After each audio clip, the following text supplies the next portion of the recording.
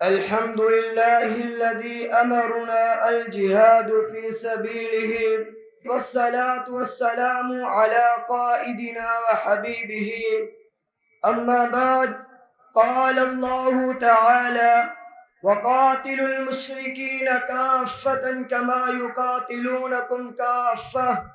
وقال النبي صلى الله عليه وسلم: الجہاد ماض إلى يوم القیامہ. تیغوں کے سائے میں ہم پل کر جمع ہوئے ہیں، تیغوں کے سائے میں ہم پل کر جمع ہوئے ہیں. خنجر ہلال کا ہے قومی نشاں ہمارا، مغرب کی وادیوں میں گونجی اذاں ہماری. تھمتا نہ تھا کسی سے سیل رواں ہمارا. قابل صد تکریم علماء امت، قافلہ اولو العزم کے پاس بانو، میں آج کس حامی رفعت و وقار بزم دیر ربا میں جن جواہرات تکلم سے اپنی گفتگو کو مزین کر کے لایا ہوں، وہ امت مسلمہ کی بقا کے لیے جہاد کیوں ضروری ہے سے موسوم ہے.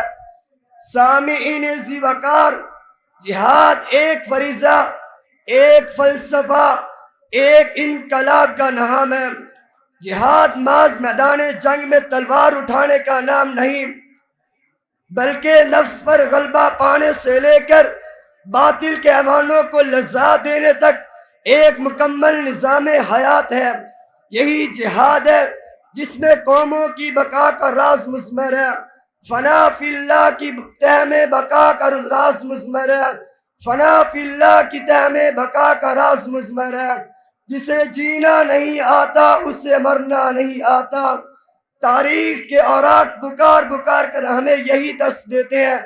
قومیں صرف دولت کے انبار، اسلحے کی کثرت اور علم کی بہتات سے زندہ نہیں رہتی، بلکہ قربانی، غیرت، نظریاتی استقامت اور ایمانی جذبات ان کی بقا کا ضامن ہوتے ہیں. ہم وہ امت ہیں جنہوں نے صحراؤں کو تہذیب دی، پہاڑوں کو ہموار کیا، وقت کے فرعونوں کو سجدہ ریز کیا، مگر آج ہم فکری زندان کی قید میں تہذیبی شکست کی بوجھ تلے دبے اور عسکری کمزوری کا شکار ہیں. آج ہمارے دشمن ہماری تہذیب کو کچلنے پر تلے بیٹھے، ہماری تاریخ کو مسخ کر رہے، ہماری آنے والی نسلوں کو بے حسی، عیاشی اور بے مقصدیت کی دلدل میں دھکیل رہے ہیں. کیا اس زوال پذیر وقت میں کوئی ایسا نسخہ کیمیا ہے جو ہمیں عظمت رفتہ سے جوڑ دے؟ جی ہاں، قرآن و سنت اور تاریخ ہمیں ایک آواز میں پکارتی ہے. امت مسلمہ کی بقا کا راز صرف اور صرف جہاد میں ہے. جہاد ایسی روحانی قوت ہے جو غلاموں کو حر بناتی ہے، جو زخم خوردہ امت کو سینہ تان کر کھڑا ہونا سکھاتی ہے، جو زخم خوردہ امت کو سینہ تان کر کھڑا ہونا سکھاتی ہے، جو دشمن کے فولادی لشکروں کے سامنے بھی مومن کو بے تیغ بنا دیتی ہے. کافر ہے تو شمشیر پہ کرتا ہے بھروسہ، کافر ہے تو شمشیر پہ کرتا ہے بھروسہ، مومن ہے تو بے تیغ بھی لڑتا ہے سپاہی. جہاد صرف بندوق کا نام نہیں، یہ قلم کا جہاد ہے جو نظریات کا دفاع کرتا ہے. یہ علم کا جہاد ہے جو جہالت کو مات دیتا ہے. یہ معاشی جہاد ہے جو امت کو خود کھڑا کرتا ہے. یہ میدان قتال کا جہاد ہے، یہ میدان قتال کا جہاد ہے جو باطل کو سرنگوں کرتا ہے. یاد رکھو، اسی جہاد کے بعد میدان بدر میں 313 نے 1000 کو شکست دی، احد میں 1000 نے 3000 کو، احزاب کے میدان میں 3000 نے 10,000 کو شکست سے دوچار کیا. اسی ولولے نے صلاح الدین ایوبی کو فاتح مقدس بنایا. اسی جذبے نے خالد بن ولید کو سیف اللہ بنایا.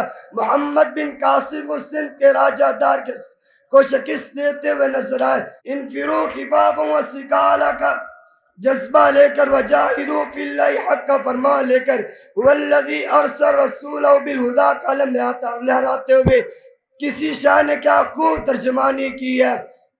اے موجوہ مسلم، کبھی تدبر بھی کیا تو نے؟ وہ کیا کرتوں تھا جس کا تو ٹوٹا ہوا تارا؟ تجھے اس قوم نے آغوش محبت میں پالتا ہے جس کچل ڈالا تھا جس نے پاؤں میں تاج سر دارا.